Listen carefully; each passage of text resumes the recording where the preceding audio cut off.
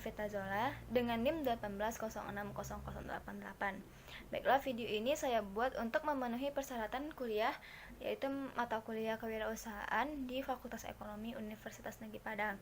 Nah, di sini saya akan membahas tentang beberapa yang mencakup dalam kewirausahaan. Nah, yang pertama saya akan membahas tentang teori kewirausahaan. Nah, seiring berjalannya waktu, kewirausahaan ini mempunyai perkembangan yang signifikan. Oleh karena itu, lahirlah berbagai macam teori tentang kewirausahaan. Nah, pada kesempatan kali ini, saya akan membahas 4 teori yang dikembangkan mengenai kewirausahaan. Di antaranya, yang pertama ada teori dari neoklasik. Nah, teori ini memandang perusahaan sebagai sebuah istilah teknologis di mana manajemen individu hanya mengetahui biaya dan penerimaan perusahaan dan sekedar melakukan kalkulatis matematis untuk menentukan nilai optimal dari variabel keputusan. Nah, jadi pendekatan neoklasik ini tidak cukup mampu untuk menjelaskan isu mengenai kewirausahaan. Nah, dalam teori ini, kemandirian sangat tidak terlihat. Wajar saja, karena memang pada masa lampau di mana belum begitu urgent masalah kemandirian, namun cukup bisa menjadi teori awal untuk melahirkan teori-teori mengenai kewirausahaan selanjutnya. Nah, yang kedua ada dari teori Kreiserian Entrepreneur.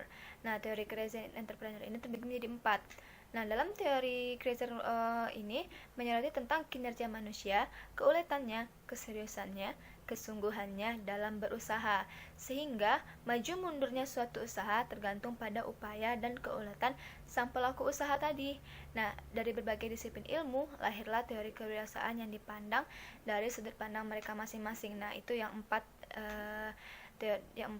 dari teori Kreiser Entrepreneur. Di antaranya yang pertama, teori ekonomi memandang bahwa lahirnya wirausaha disebabkan karenanya adanya peluang. Nah, yang kedua, teori sosiologi. Teori sosiologi ini lebih mempelajari tentang asal-usul budaya dan nilai-nilai sosial di suatu masyarakat yang akan berdampak pada kemampuannya menanggapi peluang usaha, mengelola usaha. Nah, sebagai contohnya yaitu orang etnis Cina dan orang Padang. Nah, di mana orang etnis Cina dan orang Padang ini dikenal sebagai seorang yang sangat ulet dalam berusaha. Maka fakta di lapangan menyatakan bahwa banyak sekali orang Cina dan orang Padang ini bisa meraih kesuksesan dalam berwirausaha. Nah, selanjutnya yang ketiga ada teori psikologi. Nah, teori ini lebih menekankan pada motif individu yang melatar belakangi dirinya untuk berwirausaha. Apabila sejak kecil ditanamkan untuk berprestasi, nah maka lebih besar kemungkinan seorang individu ini lebih berani dalam menanggapi peluang usaha yang diperoleh.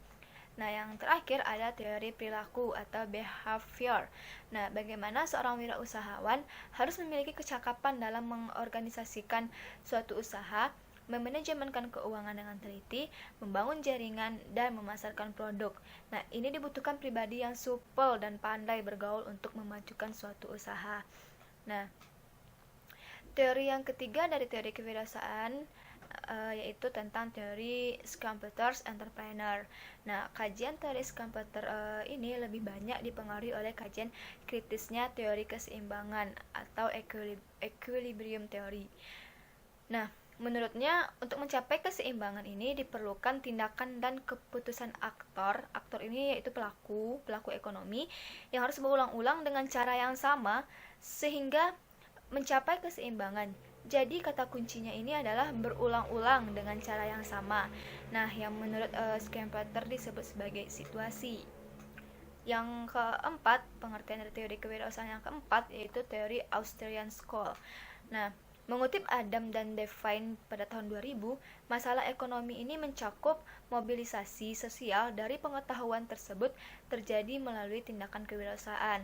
Dan seorang wirausaha akan mengarahkan usahanya untuk mencapai potensi keuntungan. Dengan demikian, mereka mengetahui apa yang mungkin dan yang tidak mungkin untuk dilakukan. Nah, artinya seseorang wirausaha ini harus selalu mengetahui pengetahuan informasi baru di mana orang banyak belum mengetahuinya. Nah, jadi pengetahuan atau informasi baru tersebut dimanfaatkan untuk memperoleh keuntungan.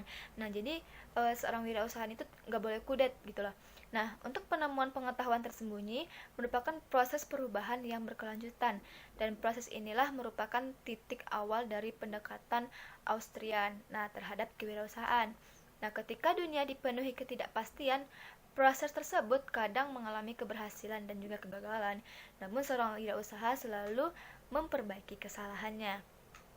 Nah, materi yang kedua yaitu unsur-unsur kewirausahaan. Nah, ada beberapa unsur penting dalam kewirausahaan yang saling terkait satu dengan lainnya. Yang pertama, pengetahuan, keterampilan, sikap mental, dan intuisi. Nah, di mana pengertian dari pengetahuan ini terdiri dari kognisi, daya nalar, daya pikir, dan inteligensi. Nah, tingkat penalaran atau reasoning atau kemampuan berpikir yang dimiliki oleh seseorang dicirikan oleh daya pikir, pengetahuan, kepandaian, dan intelektual atau unsur kognisi. Nah, kemampuan inilah yang membedakan manusia dengan hewan. Nah, bahkan kemampuan ini pula lah yang membedakan daya kreativitas maupun bangsa, yang menyebabkan perbedaan kemakmuran dan kejayaan dari bangsa tersebut. Nah, daya penalaran ini merupakan kekuatan otak yang merupakan juga sumber dan awal kelahiran berbagai kreasi dan penemuan baru. Kreasi dan penemuan baru ini menjadi ujung tombak kemajuan bangsa.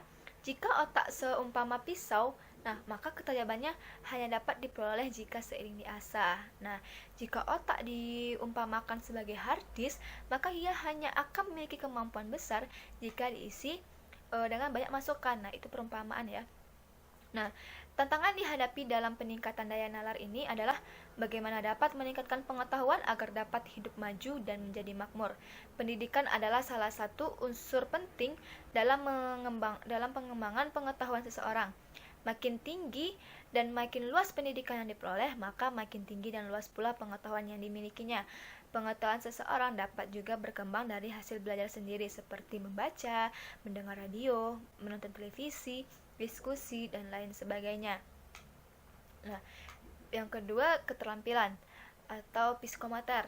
Nah, berpikir saja tidaklah mampu mewujudkan sesuatu. Sesuatu itu dapat diwujudkan jika ada tindakan. Daya gerak untuk bertindak, terutama tangan dan kaki untuk melaksanakan sesuatu. Nah, berbagai macam hasil karya telah lahir dari orang yang mempunyai keterampilan. Keterampilan ini sebagaimana halnya pengetahuan dapat ditingkatkan. Beberapa cara yang dapat dilakukan untuk meningkatkan keterampilan adalah: yang pertama, rajin dan tekun melakukan latihan mengerjakan sesuatu yang ingin diterampilkan. Yang kedua, melakukan latihan dengan teratur, tertib, dan bergairah. Yang ketiga, selalu berusaha untuk dapat melakukan lebih baik lagi daripada kemarin. Yang keempat, selalu berusaha untuk menemukan cara kerja yang paling baik dan efisien. Yang kelima, berusaha untuk menghasilkan karya yang terbaik. Yang keenam, harus mampu bekerja dengan zero mistake. Nah, yang ketujuh, rajin mengikuti berbagai pelatihan keterampilan. Nah, unsur KWU selanjutnya yang ketiga yaitu ada sikap mental. Nah, seorang mungkin saja mempunyai otak yang cerdas dan keterampilan tinggi, namun jika ia malas, lamban, tidak mempunyai keberanian, dan apabila ceroboh, tentulah hal itu tidak menjamin untuk dapat sukses. Sukses dapat dipakai jika pemikiran, keterampilan, dan sikap mental maju. Nah, itu tuh bisa digabungkan. Antara keterampilan, sikap, dan mental itu bisa digabungkan menjadi satu. Nah, sikap mental maju ini meliputi tentang keteladanan, keluhuran, keberanian, penuh tanggung jawab, jujur, berjiwa besar, dan mandiri. Nah, jika ditelusuri lebih dalam, akan semakin jelas bahwa kesuksesan seseorang ini, kemajuan sesuatu bangsa disebabkan seseorang mampu maupun bangsa tersebut memiliki sikap mental maju, daya penalaran, dan keterampilan yang tinggi. Yang unsur yang keempat dari KWU ada intuisi. Nah, sebenarnya ada faktor lain selain kecerdasan penalaran, keterampilan, dan sikap mental yang berpengaruh atas suksesnya seseorang, yaitu ini daya intuisinya. Daya intuisi ini adalah daya ramal atau dikenal juga dengan feeling dari seseorang yang sulit digambarkan apakah itu hasil pemikiran atau khayalan. Nah, jika seseorang merasakan bahwa yang akan dilakukan itu benar dan akan membawa keuntungan, maka sering apa yang semula hanya dirasakan itu kemudian setelah diperjuangkan terbukti benar adanya. Nah, banyak usahawan yang sukses karena memiliki kewaspadaan, khususnya daya intuisi yang kuat. Nah, daya ini memang sulit dijelaskan karena seolah-olah menyatu dengan pikiran. Nah, jiwa dan perasaan seorang, karena intuisi hanyalah sesuatu yang abstrak, maka haruslah ada tindakan untuk dapat mewujudkan apa yang dirasakan agar menjadi kenyataan. Nah, materi yang ketiga atau yang selanjutnya yaitu ada ciri-ciri wirausaha. Nah, ciri-ciri wirausaha ini ada 7. Nah, ciri-ciri ini saya ambil menurut dari Fadel Muhammad. Nah, ciri-ciri dari seorang wirausaha yang pertama yaitu kepemimpinan. Kepemimpinan ini memperhatikan orientasi pada sasaran, hubungan kerja, efektivitas. Nah, yang kedua ada inovasi. Suatu temuan yang menyebabkan berdaya gunanya sumber ekonomi ke arah yang lebih produktif. Yang ketiga, cara pengambilan keputusan. Menggunakan secara bersama otak kiri dan otak kanan. Otak kiri berfungsi menganalisis atau menjawab pertanyaan apa, mengapa, dan bagaimana. Nah, otak kanan berfungsi melakukan pemikiran kreatif tanpa didahului suatu argumentasi. Yang keempat, sikap tanggap terhadap perubahan. Nah, setiap dianggap mengandung peluang yang merupakan masukan dan rujukan dalam pengambilan keputusan. Yang kelima, bekerja ekonomis dan efisien. Melakukan kegiatan dengan gaya smart atau cerdas, bijak, bekerja keras, ekonomis, dan efisien guna mencapai hasil maksimal. Yang keenam, visi masa depan. Hakikatnya merupakan pencerminan komitmen, kompetensi, konsistensi. Yang ketujuh, sikap terhadap risiko. Seorang wirausahaan merupakan penentu risiko sehingga memperkecil munculnya risiko. Nah, pembahasan kita yang keempat yaitu tentang peran wirausaha. Pembangunan ekonomi merupakan sebuah proses yang menyebabkan pendapatan per kapita masyarakat meningkat. Oleh karena itu, peran dari kewirausahaan ini dinilai sangat penting dan bisa mendorong pembangunan ekonomi nasional. Di mana peran dari kewirausahaan antara lain, yang pertama, membuka lapangan kerja, meningkatkan pendapatan nasional, mengurangi kesenjangan ekonomi dan sosial, mendorong terciptanya masyarakat adil dan makmur, menambah investasi di dalam negeri, menambah pemasukan sektor pajak. Materi yang kelima yaitu tentang etika kewirausahaan atau etika dalam berwirausaha. Etika atau norma yang harus ada dalam benak dan jiwa setiap pengusaha ini adalah yang pertama, kejujuran. Seseorang pengusaha harus selalu bersikap jujur, baik dalam berbicara maupun bertindak. Yang kedua, bertanggung jawab. Yang ketiga, menepati janji. Yang keempat, disiplin. Yang kelima, taat hukum, suka membantu, komitmen dan menghormati. Dan yang terakhir ada mengejar prestasi. Materi yang selanjutnya yaitu sikap wirausaha. Nah, beberapa sikap yang harus dimiliki oleh seorang wirausaha yaitu yang pertama ada percaya diri. Di mana percaya diri ini terdiri dari ketaguhan, ketidaktergantungan, dan kepribadian mantap. Nah, yang kedua ada berorientasi tugas dan hasil. Nah, kebutuhan akan prestasi, berorientasi laba atau hasil, tekun dan tabah, memiliki tekad, kerja keras, motivasi, energi, penuh inisiatif. Yang ketiga, pengambil risiko. Mampu mengambil risiko, suka pada tantangan. Nah, yang keempat, kepemimpinan. Mampu memimpin, dapat bekerjasama dengan orang lain, menanggapi kritik dan saran. Yang kelima, korisinilan. Inovasi atau pembaharu, kreatif, fleksibel, banyak sumber, banyak bisa, mengetahui banyak. Selanjutnya ada berorientasi ke masa depan. Pandangan ke depan, berperspektif, mempunyai visi. Yang terakhir, kreativitas. Diartikan sebagai kemampuan untuk menciptakan suatu produk baru. Produk baru itu artinya tidak perlu seluruhnya baru, tetapi dapat merupakan sebagian produk saja. Materi selanjutnya yang ketujuh yaitu tentang jenis-jenis wirausaha. Nah, wirausaha ini dapat dikelompokkan menjadi 3 jenis, yaitu founder, general manager, dan franchise. Founder ini itu pendiri perusahaan. Nah, seorang founder sering dianggap sebagai wirausaha murni karena mereka secara nyata melakukan survei pasar, mencari dana dan fasilitas yang diperlukan. Founders yaitu seseorang investor yang memulai bisnis berdasarkan penemuan barang atau jasa baru atau yang sudah diimprovisasi, atau dapat juga seseorang yang mengembangkan ide orang lain dalam memulai usahanya. Nah, yang kedua, general managers, yaitu seseorang yang menggepali operasional perusahaan dalam menjalankan bisnisnya. Yang terakhir, franchise, yaitu seseorang wirausaha yang kekuasaannya dibatasi oleh hubungan kontak kerja dengan organisasi pemberi franchise atau franchisor. Tingkat dalam suatu franchise terdiri atas 3 bentuk. Pertama, produsen. Franchise memberikan franchise kepada penjual.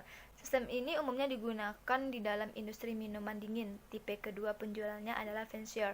Nah, contohnya pada supermarket. Tipe ketiga, franchisor sebagai pencipta atau produsen, sedangkan franchise adalah pendiri retail seperti restoran cepat saji. Nah, materi yang terakhir yaitu profil wirausaha. Berbagai ahli mengemukakan profil kewirausahaan dengan mengelompokkan yang berbeda-beda. Ada yang mengelompokkan berdasarkan pemilikan, perkembangan, dan kegiatan usaha. Ropke mengelompokkan kewirausahaan berdasarkan peran, yaitu sebagai berikut. Yang pertama, wirausaha rutin, yaitu wirausaha yang dalam melakukan kegiatan sehari-harinya cenderung berfokus pada pemecahan masalah dan perbaikan standar prestasi tradisional. Nah, fungsi wirausaha rutin ini adalah mengadakan perbaikan terhadap standar tradisional, bukan penyusunan dan pengalokasian sumber-sumber. Wirausaha ini berusaha untuk menghasilkan barang, pasar, dan teknologi. Misalnya seorang pegawai atau manajer. Wirausaha rutin dibayar dalam bentuk gaji. Yang kedua, wirausaha arbitrage, yaitu wirausaha yang selalu mencari peluang melalui kegiatan penemuan, pengetahuan, dan pemanfaatan atau pembukaan. Misalnya, bila tidak terjadi equilibrium dalam penawaran dan permintaan pasar, maka ia akan membeli dengan murah dan menjualnya dengan mahal. Kegiatan kewirausahaan ini tidak perlu melibatkan pembuatan barang dan penyerapan dana pribadi wirausaha. Kegiatan ini melibatkan spekulasi dalam memanfaatkan harga jual dan beli. Nah, yang ketiga, wirausaha inovatif, yaitu wirausaha dinamis yang menghasilkan ide dan kreasi yang baru dan yang berbeda. Ia merupakan promotor, tidak saja dalam memperkenalkan teknik dan produk baru, tetapi juga dalam pasar dan sumber pengadaan, peningkatan teknik manajemen, dan metode distribusi baru. Ia mengandalkan proses dinamis pada produk hasil, sumber pengadaan, dan organisasi yang baru. Nah, sedangkan menurut Zimmerer mengelompokkan profil wirausaha sebagai berikut, ada 3, yaitu part-time, home-based, family owned. Nah, dimana part-time entrepreneurs, yaitu wirausaha yang hanya setengah waktu melakukan usaha, biasanya sebagai hobi. Kegiatan usahanya hanya bersifat sampingan. Nah, untuk home-based new ventures, yaitu usaha yang dirintis dari rumah atau tempat tinggal. Yang ketiga, family owned business, yaitu usaha yang dimiliki oleh beberapa anggota keluarga secara turun-temurun. Yang keempat, compreneurs, yaitu usaha dilakukan oleh 2 orang wirausaha yang bekerja sama sebagai pemilik dan menjalankan usahanya bersama-sama. Nah, baiklah, itu tadi tentang penjelasan dari saya tentang kewirausahaan. Ada 8 materi yang saya jelaskan. Jika ada salah dan janggal, saya mohon maaf. Saya akhiri video ini dengan baca Assalamualaikum warahmatullahi wabarakatuh.